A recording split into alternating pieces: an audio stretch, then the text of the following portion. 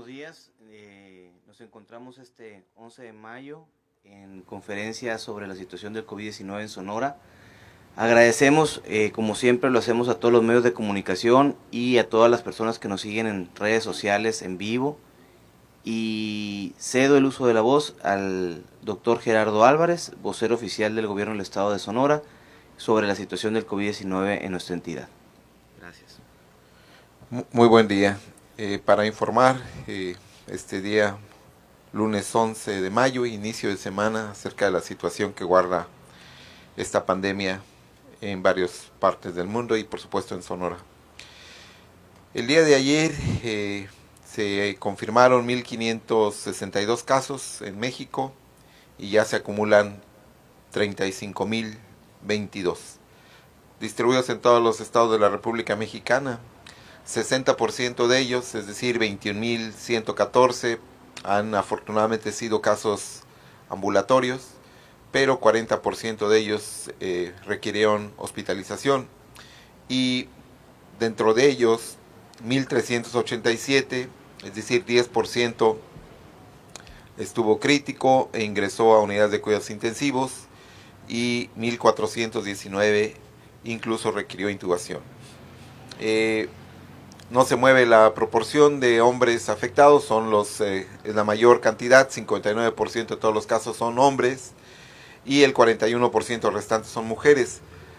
Además, se sigue incrementando el número de defunciones en el país, alcanzando ya los 3.465 decesos, y la letalidad es de 9.9%. Los estados del país que tienen más defunciones no cambian, son la Ciudad de México, luego le sigue Baja California, Estado de México, Tabasco y Sinaloa. Destaco que dentro de la región del noroeste, el estado de Sonora es quien menor volumen de defunciones tiene, por debajo de Baja California, Sinaloa y Chihuahua. 22 de las muertes sucedieron en personas jóvenes, menores de 25 años de edad, 50% en personas entre 25 y 59 años, y la letalidad allí es de 6.8%, pero en mayores de 60 años fallecieron 1.688 personas, que es el 49% restante. Lo que es importante insistir es que en este grupo de edad la letalidad es de 23%, es decir, 4 veces más que en población joven. Eso es en el promedio nacional. En un momento más les diré cuál es la situación en Sonora. Hipertensión, diabetes y obesidad continúan como los principales factores de riesgo asociados a la mortalidad, pero también destaco que 808 personas fallecieron en el país sin que tuvieran factores de riesgo o enfermedades crónicas. Entonces es importante que esto lo consideremos. En el mundo ya estamos cerca de los 4 millones de casos, 3.917.000 sujetos han sido confirmados, es decir, solamente los que han sido detectados por diversos sistemas de vigilancia. 32% lo aporta Estados Unidos, nuestro vecino al norte, luego le sigue España, que tiene 6%, Italia, Reino Unido y Rusia. Mientras en América, que es el continente que está más activo en este momento en el mundo, que también es importante que vayamos entendiendo cómo se mueven las pandemias, cómo se desplazan geográficamente. En este momento el continente americano es quien más actividad presenta, a diferencia de Europa, que está descendiendo. En América, Estados Unidos, luego Brasil y Canadá son los países con más carga de casos. Y en América Latina, Brasil, Perú, México se ubica en tercera posición. Ecuador y Chile son los países con más casos. Y por lo que corresponde a las muertes, 274.361 personas han fallecido y la letalidad es de 7%, que también es importante que lo evaluemos cuidadosamente, porque si bien hay otros padecimientos respiratorios como la influenza que han producido pandemias, o SARS hace 11 años. Esta enfermedad ha producido una mayor letalidad comparada con aquellos padecimientos. Entonces es muy importante que nuestra comunidad entienda este mensaje para no relajarnos. En Estados Unidos han ocurrido 75,000 fallecimientos, la letalidad es 6%. En Inglaterra 31,000, la letalidad es de 14.7%. Italia 30,000 y su letalidad es de 13.9%. España 26,500, letalidad de 11.8%. Francia 26,268 y su letalidad es de 19%. Es decir, fíjense ustedes cómo países con una gran capacidad económica, con una gran capacidad en sus sistemas de salud, son los países con una mayor mortalidad y con una letalidad muy alta. Entonces es muy importante que cuando digamos estas cifras no sean solamente datos, sino que entendamos cuál es el riesgo que como sociedad corremos con este padecimiento. Si países con gran capacidad económica, con gran poderío, están presentando una mortalidad, una letalidad muy alta, con sistemas de salud capaces, con un mayor número de respiradores, es necesario que entendamos en qué momento nos encontramos. En Sonora, el día de ayer, se confirmaron 38 casos de COVID-19, incluyendo 2 muertes. Con estos 38 casos se acumulan 588 desde el 16 de marzo, que fue cuando comenzó la epidemia. La primera muerte ocurrió en una mujer de 82 años que vivía en Altar y era derechohabiente de la Secretaría de Salud. Tenía comorbilidades de diabetes, hipertensión y obesidad. Ella inició sus síntomas respiratorios recientemente, el día 5 de mayo, y fue agravando progresiva y rápidamente, lo que fue necesario que requiriera recibir atención médica en una clínica local de Altar, desde donde la trasladaron hacia el Hospital General de Caborca. Llegó en muy malas condiciones, en condiciones críticas, y falleció apenas unos minutos después de que llegó al hospital. La segunda muerte ocurrió en un hombre de 42 años que vivía en Navojoa y era derechohabiente del Seguro Social. Padecía hipertensión y obesidad. Él inició síntomas el día 22 de abril y tuvo una evolución insidiosa, progresivamente fue deteriorándose, pero fue lentamente. El día 5 de mayo acudió al centro COVID de la Secretaría de Salud en la ciudad de Navojoa, donde se sospechó la enfermedad y se tomó la muestra.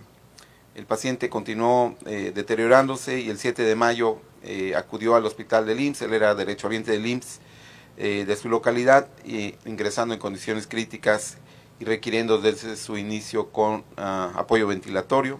A pesar del tratamiento, él falleció poco tiempo después de su ingreso, el día 7 de mayo a las 11 de la mañana. El Laboratorio Estatal de Salud Pública nos confirmó el día de ayer el diagnóstico de COVID-19. Sumamos entonces 49 defunciones, la letalidad es de 8.3, está un poco por debajo de la media nacional, que es de 9.9.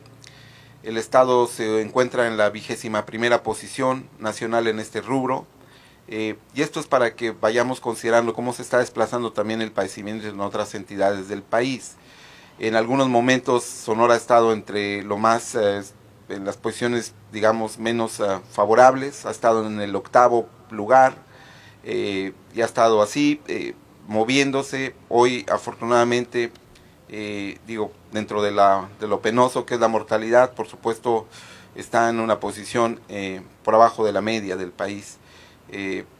29 muertes fueron en mujeres y 20 en hombres. La mayor proporción de defunciones corresponde a derechohabientes del IMSS, que tiene 24, luego 16 la Secretaría, 8 el ISSSTESON y 1 el ISSSTE. San Luis Río Colorado tiene la mayor volumen de muertes, 19, luego le siguen Nogales y Hermosillo con 5, con 3 cada uno se encuentran Magdalena, Caborca, Cajeme y Guatabampo. Sáric se mantiene con 2 y con 1 están Guaymas, Opodepe, Navojoa, Santana, Altar, que es el municipio que se agrega, e Imuris. un dato muy importante es que la letalidad sí tiene una diferencia considerable en Sonora respecto a la edad.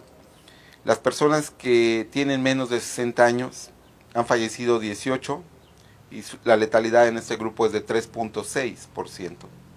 Pero en personas mayores de 60 años, que han fallecido 31, la letalidad es de 31%. Es decir, es considerable esta diferencia y por lo tanto nos exige a tener un cuidado muy especial con las personas mayores de 60 años y especialmente si tienen comorbilidades. Los casos que no fueron fatales fueron 36 el día de ayer, la mayoría de ellos en hombres, y los municipios que tuvieron casos el día de ayer fueron San Luis Río Colorado, que tuvo 10, Hermosillo 7, Navojoa 6, Nogales 5, Cananea 4, Cajeme 3 y Agua Prieta 1. Ninguno de ellos viajó fuera del estado, todos son casos locales. De hecho, ya solamente 6% del total de casos de Sonora tienen la etiqueta de importación, todos los demás, por supuesto, son de transmisión local. Otro dato importante es que se continúa infectando personal de salud. El día de ayer se confirmaron 8 que residen en Cananea, San Luis Río Colorado, Cananea 2, San Luis Río Colorado 2, Hermosillo 2, Cajeme 1 y Nogales 1, y tenemos 166 trabajadores de la salud de todas las instituciones que se han infectado mientras desarrollan sus labores en unidades de salud. Estos 166 representa 28% de los casos registrados, que no es diferente de lo que ha ocurrido en otros países en donde también se infecta una gran cantidad de personal, de trabajadores de la salud. Otro dato importante, y sí lo destaco, es que el día de ayer hubo un caso pediátrico, llevamos 7, que es solamente 1.2% del total de casos, pero es importante que le demos una lectura apropiada. Durante el primer mes de la epidemia no tuvimos casos. A partir del día 19 de abril y hasta el día 2 de abril nos mantuvimos con un caso pediátrico. Pero cuenten los días, en lo que llevamos del mes, se han agregado 6 casos más en niños menores de 15 años. Edad pediátrica, estamos considerando sujetos que tienen menos de 15 años. Esto porque es importante que le demos la lectura apropiada. Afortunadamente, como ha pasado, los niños y adolescentes usualmente tienen cuadros muy moderados o leves. Todos estos pacientes se han recuperado en casa sin mayores complicaciones. Pero ¿cuál es la situación de importancia epidemiológica? Pues que ellos se convierten en sujetos que contagian a sus familiares y por supuesto no es un tema menor que olvidemos o que pensemos que los niños no van a estar en riesgo. Ellos están igual que nosotros en riesgo y ellos se convierten también involuntariamente, por supuesto, en fuentes de contagio. Y entonces, así como ha crecido la carga de casos en la población, también ha crecido en los niños. Entonces, en los últimos 10 días hemos tenido ya 6 casos pediátricos y esto es un dato importante. Finalizo diciendo que todos los pacientes son casos activos que iniciaron síntomas entre el 24 de abril y el 7 de mayo. 10 de los 36 pacientes que fueron confirmados, que es cerca de 30%, 27%, fueron hospitalizados. 7 de ellos afortunadamente en condiciones estables, pero 3 de ellos graves, aunque no requirieron ventilación mecánica invasiva. Todos los demás son sujetos que se recuperan en su casa. Del total de los 588, 413 pacientes fueron identificados como casos leves con manejo en casa. De ellos, 156 mejoraron clínicamente sus condiciones, es decir, están sin síntomas respiratorios, pero 257 permanecen activos. Además, 79 casos ya tienen curación virológica, ya no tienen evidencia de que estén diseminando o sean fuente de contagio, pueden reintegrarse a sus labores, a su trabajo, si es que realizan actividades esenciales. Otros 47 están hospitalizados, que es una carga importante de casos, 19 de ellos estables, pero 28 están muy graves, 10 de ellos incluso con ventilación mecánica invasiva, lo que por supuesto presagia que algunos de ellos lamentablemente no sobrevivirán, y además de las 49 defunciones. Los 5 municipios con más casos, San Luis Río Colorado, 194, Hermosillo, ya muy cerca con 172, tercer lugar Cajeme con 52, cuarto lugar Nogales con 50, y también Navojoa empieza a aumentar su carga, está ya en quinto lugar por arriba de Caborca, que era el anterior municipio, y de Guatabampo. Entonces Navojoa también empieza a tener más actividad.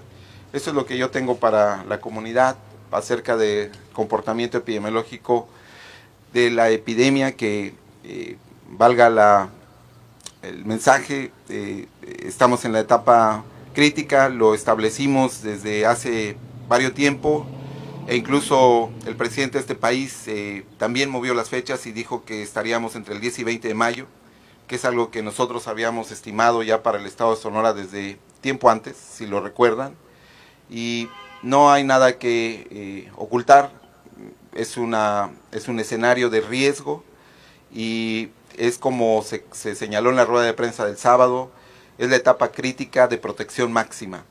Si lo hacemos bien, si 75% de nosotros se mantiene resguardado en casa, es probable que se pueda hacer la reapertura gradual de actividades no esenciales. Pero es fundamental que entendamos este mensaje.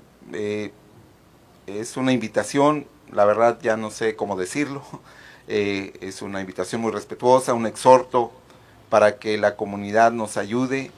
Creo que es notable, es evidente que cada vez es más difícil para todos, pero que también ha aumentado la actividad no esencial, restaurantes, calles, vehículos, y eso pues evidentemente facilita la transmisión, el riesgo de contagio. Entonces, jalemos parejos, es un último esfuerzo para que podamos después gradual y progresivamente salir, porque como también es de conocimiento de todos, países que habían controlado totalmente la epidemia están teniendo los rebrotes. Ayer China anunció el cierre de otra provincia por la aparición de nuevos casos en el país después de que tenía días sin haber tenido ningún caso. Otros países en Asia que habían controlado aparentemente el brote están volviendo a tener, Corea del Sur, Singapur, y hay una cantidad de países que está nuevamente con actividad, justo porque las personas comenzaron a relajarse, comenzaron a hacer la vida que teníamos antes, normal. En Corea un individuo se fue a un restaurante, a un lugar, a un antro, y visitó varios de ellos, y de ahí se dispersó hacia la comunidad.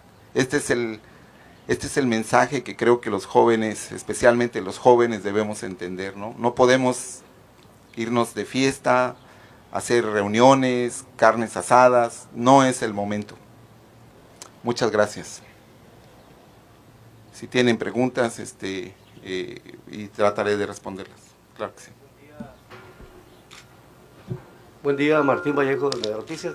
Señor, me gustaría preguntarle, bueno, más bien conocer su opinión en torno a lo señalado por algunos medios internacionales de que el gobierno de México no está dando las cifras reales sobre contagios, sobre muertes por esta enfermedad, y conocer también si los datos que proporciona el gobierno del Estado a través de ustedes, a través del secretario, sobre contagios, sobre muertes, están siendo verdaderamente reflejados a nivel nacional, si no hay algún ocultamiento de información. Sí, bueno, creo que son percepciones. Esa es mi lectura de las opiniones, siempre muy respetables, siempre creo que tienen el propósito de dar a conocer una realidad. Yo soy un respetuoso de las instituciones, tengo 28 años trabajando en el sistema y nunca recibí ninguna indicación para ocultar información, la verdad es que no. Los sistemas que tienen de vigilancia epidemiológica en México, y creo que se los dije desde el principio, muchachos, son muy buenos. La verdad es que es una pena que a veces en nuestro país no creamos en nosotros mismos y que pensemos y siempre nos comparemos, que la verdad es hasta un poco, voy a decirlo respetuosamente, pero es un poco cansado cuando me dicen pues que tal universidad o tal país o tal sociedad estableció tal o cual actividad, cuando en realidad la tradición de los sistemas de vigilancia epidemiológica de México son muy fuertes, son muy poderosos y han sido ejemplo mundial en muchos padecimientos. Este padecimiento ha sido abordado con mucha seriedad. Yo no puedo decir si representa la realidad, porque como todo sistema no tiene el propósito de ser exhaustivo, es decir, no puede, por mucha capacidad que haya, y quiero que sepan que esto ocurre en el mundo, o sea, ha sido acusado de ocultar información muchos países, no México. Pero ¿qué pasa? Tenemos que pensar que estamos ante un fenómeno biológico, muchachos, ante una enfermedad que se comporta de forma muy diferente. Estoy convencido que una proporción importante de la población ni siquiera se va a dar cuenta de que está infectado y no va a acudir a servicios de salud. Eso no implica que se esté ocultando, como nos sucede con dengue, por ejemplo. La comunidad está tan acostumbrada a dengue que ni siquiera acude a solicitar atención médica. Los sistemas lo que pretenden es ser representativos, es decir, dar una muestra suficientemente confiable de cómo está el fenómeno en las poblaciones. Se ha cuestionado mucho de que si Islandia hace 10 millones de pruebas por cada millón de habitantes, hasta los números a veces son absurdos, déjenme decirles, se los digo respetuosamente, porque me dicen, no, es que en Islandia o en Suecia se hicieron tantos por millón y en México tantos por millón. El sistema de vigilancia epidemiológica se basa no solamente en pruebas de laboratorio, se basa también en lo que yo les he dicho, vigilancia epidemiológica activa, es decir, la sospecha por asociación epidemiológica. Si este país no tiene recursos para comprobar por laboratorio, no significa que no pueda confirmar casos por asociación epidemiológica, que es algo que hemos hecho siempre. Si en mi casa yo me enfermo, voy a poner otra vez el ejemplo que hice unos días, y mi familia se enferma al mismo tiempo, yo lo voy a tomar como un caso de COVID. En este momento he dicho que el sistema en Sonora no tiene todavía por qué hacer pruebas, confirmar casos por asociación, todos los podemos confirmar por laboratorio. Si tenemos diferencias con el país respecto a los datos nacionales, yo no soy el responsable de manejar la estadística a nivel nacional. Nosotros puntualmente informamos en una plataforma nacional cuál es el volumen de casos que tiene el Estado. Hay una diferencia respecto a lo que publica el país. Supongo que es porque ellos pretenden validar, corregir o hacer estadísticas, cuadros, gráficos, que son los que presenta el subsecretario. Pero estoy seguro que esa diferencia no es sustantiva, no es seria, y en realidad sí quisiera yo decirle a la sociedad, o sea, sí hacemos un trabajo muy serio, sí hacemos lo mejor que podemos, no tengo indicación de la gobernadora, del secretario de salud, y además iría contra los principios éticos de la vigilancia epidemiológica, ocultar información. A veces no todos los pacientes pueden ser detectados, pero no tenemos ninguna diferencia sustantiva con la federación. Sí hay un retraso, un desfase, que por ejemplo ustedes pueden revisar, dicho, no tengo que decirlo, o sea, ustedes revisan y van a ver que tenemos menos casos y menos defunciones que las que el secretario de salud anuncia todas las noches, pero justamente por eso, porque nos dio una instrucción la gobernadora de decir la verdad sí o sí, es que el secretario todas las noches y yo en las mañanas les decimos, esta es la situación que tenemos, esta es la evidencia, aquí están los casos y esto es lo que nosotros estamos diciendo todos los días a la sociedad de Sonora. ¿Me permites? Les pido de favor nomás, muy atentamente a los medios, que guardemos la distancia, estamos muy pegados, nos van a llamar la atención los usuarios de redes sociales, vámonos separando un poquito también los que están atrás, vamos separándonos, en la parte que están aquí los compañeros fotógrafos, vamos abriéndonos un poquito para que no nos llamen la atención, por favor. Hay que cuidar mucho la sana distancia y hay que poner el ejemplo nosotros mismos. Sale, muchas gracias. Buenos días, doctor. Gabriel Benítez, Tribuna El Yaqui. Ahorita comentaba que posiblemente ya estamos en lo que es el proceso del pico, ¿no? Del 10 al 20, ya está confirmado. En ese sentido, dice pues que ya no haya como decirle a la gente, ¿no? De que se quede en su casa. Ayer hicieron operativos, se está cumpliendo lo que va a ser, o que estiman que se cumpla ese 75% de que se quede en su casa, o realmente va a ser difícil y va a venir una cuestión de que se pues repliquen los casos, como lo que comentó ahorita, que el chino que se fue a los antros, y que pueda suceder lo mismo aquí en Sonora. Gracias. Bueno, sí, el propósito, el objetivo de la fase 3, etapa crítica de protección máxima, es hacer un esfuerzo extraordinario de convencimiento, no de imposición, sino de convencimiento a la sociedad para que nos resguardemos durante la etapa de máxima contagiosidad. No ha sido fácil y no va a ser fácil, ni para la ciudadanía ni para el gobierno. Que quede claro que la acción de salud pública nunca es sencilla, pero que, como he dicho, la salud pública es lo que colectivamente hacemos para garantizar las condiciones en las cuales la gente pueda ser saludable. La gobernadora ha sido muy puntual también, o sea, necesitamos una población madura que entienda su responsabilidad y que no después haya recriminaciones de que no se hizo lo que se debía. Creo que el mensaje fue muy preciso, muy respetuoso, pero muy claro. Requerimos un Sonora maduro que entienda que si no cumple, las consecuencias, por supuesto, pueden caer sobre su persona o sobre sus seres queridos. ¿Qué objetivo tenemos? Cumplir que se quede el 75% de la población las próximas 2 semanas, para después gradualmente y progresivamente, estratificando riesgos, la gente pueda salir. Quisiera nada más recordar algunos de los puntos que son importantes en esta etapa de protección máxima y que son obligatorios. Continúan cerrados los negocios no esenciales, no hay justificación para que abran. Entiendo otros avatares, otros problemas económicos, pero se continúan. Las 6 causas justificadas para permitir la salida a la calle son la adquisición de alimentos, productos farmacéuticos y por supuesto de primera necesidad, acudir a centros de salud, a unidades de salud, por supuesto aquellos que tengan que desplazarse desde su hogar a su lugar de trabajo, el retorno a su hogar, ir a cuidar a personas o mayores o menores que sean dependientes, que tengan discapacidad o que tengan alguna vulnerabilidad, y acudir a bancos.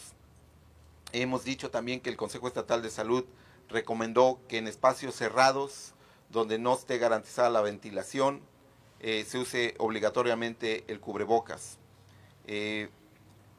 Van a haber filtros de toma de temperatura de forma aleatoria en las ciudades. Los transportes públicos no pueden ir, y de las empresas privadas también, y no pueden ir más allá del 50% de su capacidad.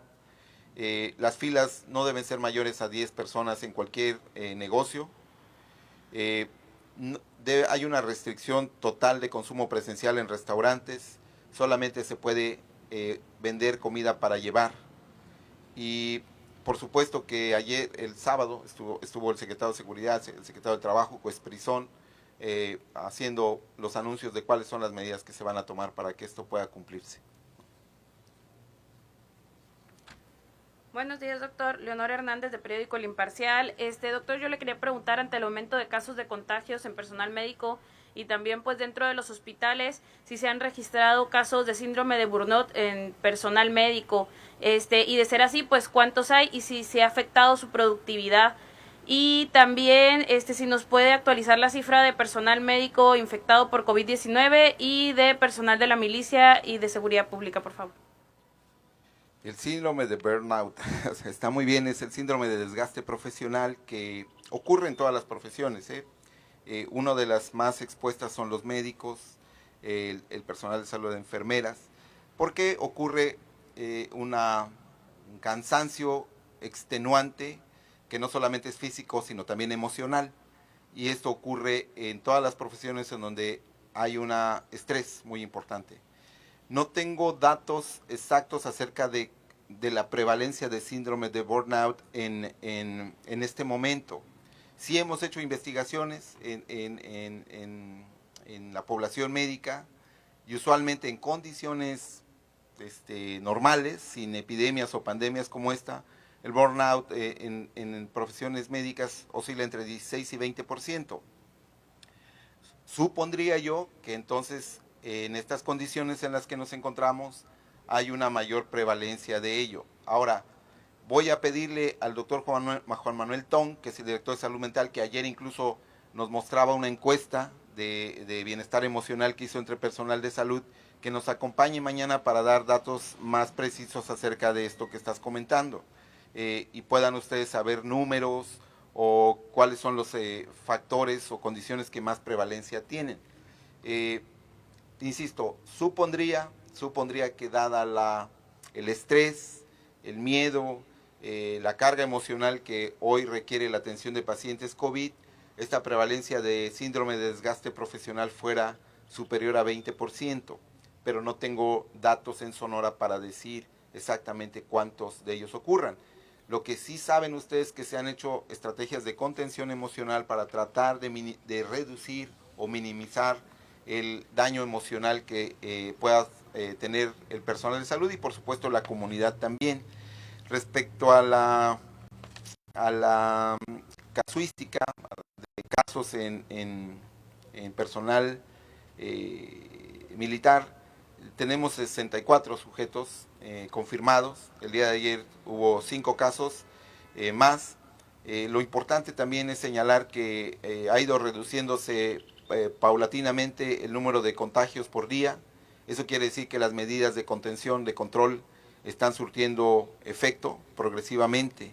No hemos tenido casos nuevos desde hace un par de semanas en policías, en cuerpos de seguridad. Aquí en Hermosillo se les hizo estudio de laboratorio a 98 sujetos que trabajaban en las corporaciones policíacas, tanto estatales como municipales, y no hemos tenido ya casos recientemente. Los brotes más activos están en personal de salud. De hecho, tenemos ayer la confirmación de 2 casos más en una unidad de Cananea, en donde ya tenemos un brote que involucra a 6 personas.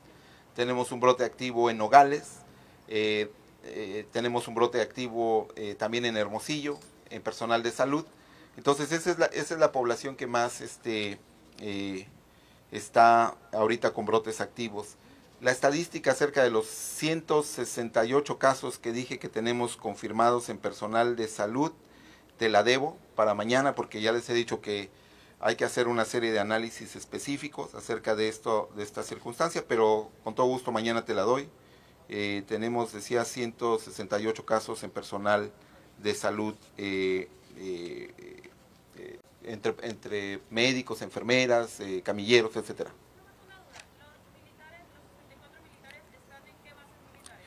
Sí, como siempre los he dicho, las localidades, por cuestiones de privacidad me la reservo, pero en este caso les decía que la rotación del personal de la milicia es considerablemente alto. Tienen una base en Hermosillo, pero tienen puntos de trabajo en San Luis Río Colorado, en Nogales, en Guaymas, en Querobabi, en varios lugares del estado. En este momento los 4 lugares son estos que mencioné, que pues están rotando, que eso es importante. Por eso es difícil el control del brote en esta población, porque están rotando permanentemente, pero esas son las localidades.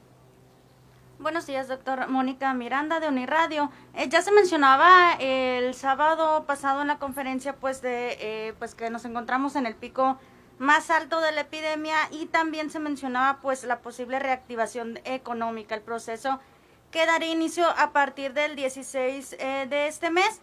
Preguntarle pues cómo se podría evitar que haya lo que usted mencionaba como rebrotes, considerando que pues si son las 2 semanas más críticas, pues para el 16 de marzo todavía no van a pasar estos 14 días. Entonces, ¿cuál sería la medida más viable o de mayor prevención en el que se pudiera dar el proceso de reactivación económica, pero sin afectar pues que vuelvan a surgir casos o que pues se vayan a disparar, ¿no? Como se ha estado dando últimamente, porque puede ser ahí contradictorio o confuso sobre todo para el sector empresarial o de negocios locales que ya están viendo pues cerca la posibilidad de una reapertura.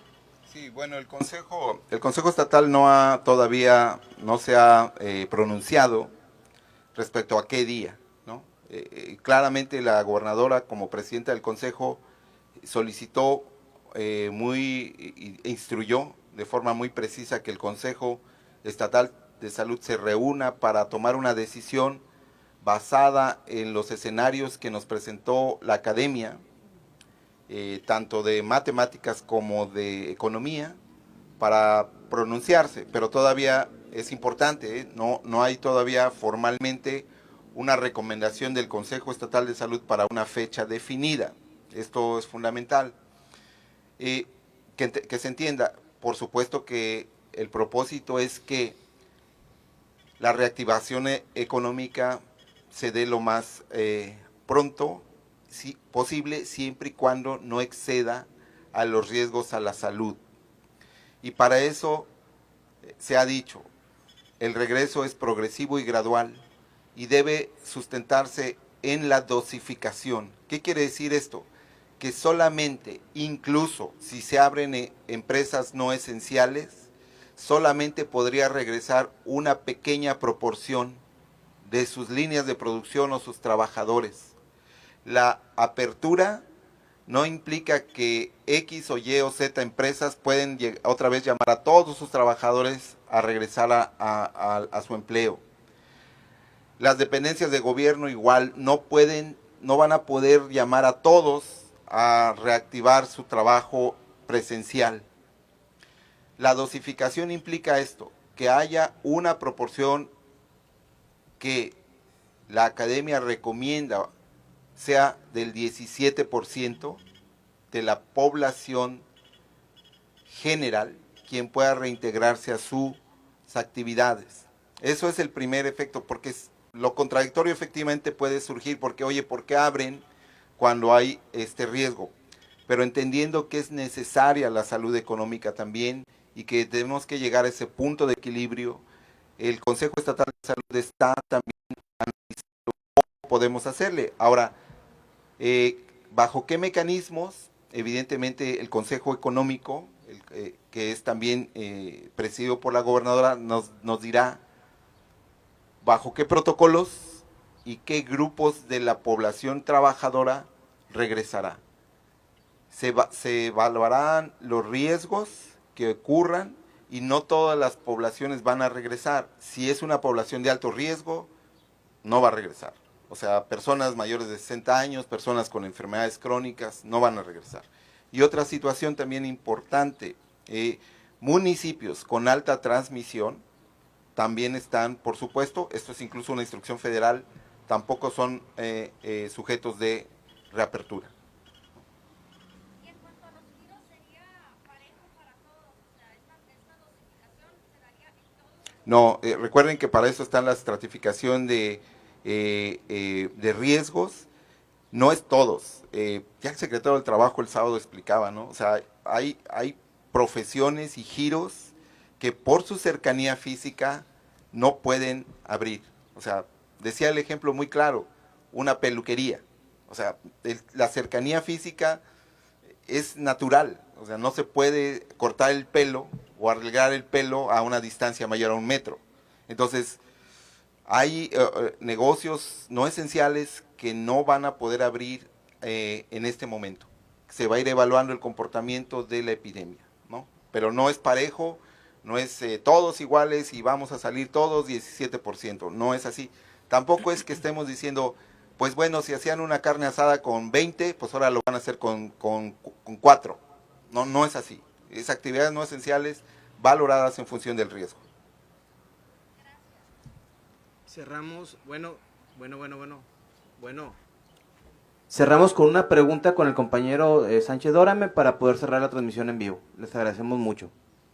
Ahorita que comentaba sobre el Día de los Niños, usted comentó, bueno, no comentó sobre el Día de los Niños, comentó sobre cómo en mayo hemos tenido 6 casos, pero coincide que el 30 de abril fue Día del Niño y que hubo una actividad muy importante en pizzerías, en pastelerías.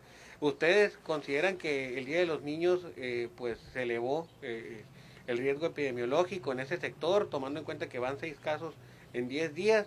El monitoreo de la frontera, no sé si nos pueda decir cómo va, porque hablaron de que venían muchos paisanos a pedir trabajo y los muertos, y quería preguntarle si se mantienen 2 defunciones en el sector salud de los 168 casos.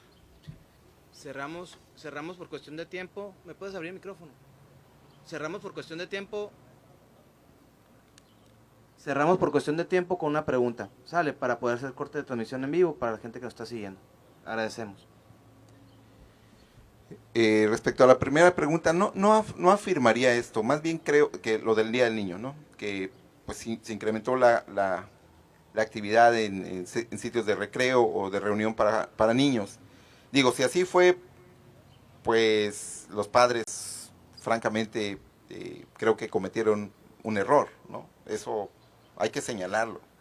Pero en el caso particular del incremento en la incidencia de niños, no me parece que sea el factor más importante. ¿Por qué?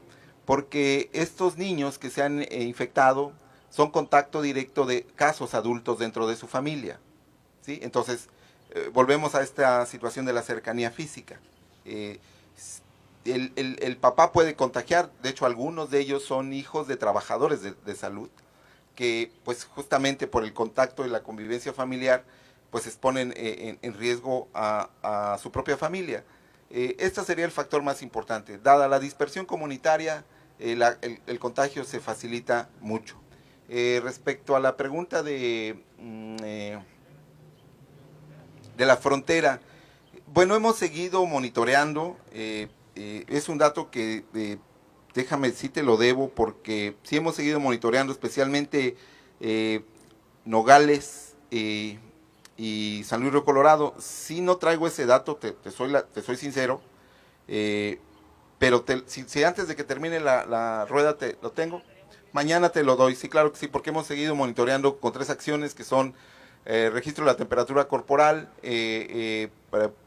dotación de gel y los mensajes de promoción de la salud. Mañana sin falta te lo doy. Y sí, seguimos, no hemos tenido nuevas defunciones en personal de salud. Seguimos con 2, un médico en Caborca y un enfermero en San Luis Río Colorado. Nos despedimos de transmisión de redes sociales, les agradecemos mucho a los medios presentes y nos vemos mañana nuevamente a las 9 de la mañana. Muchas gracias. Gracias.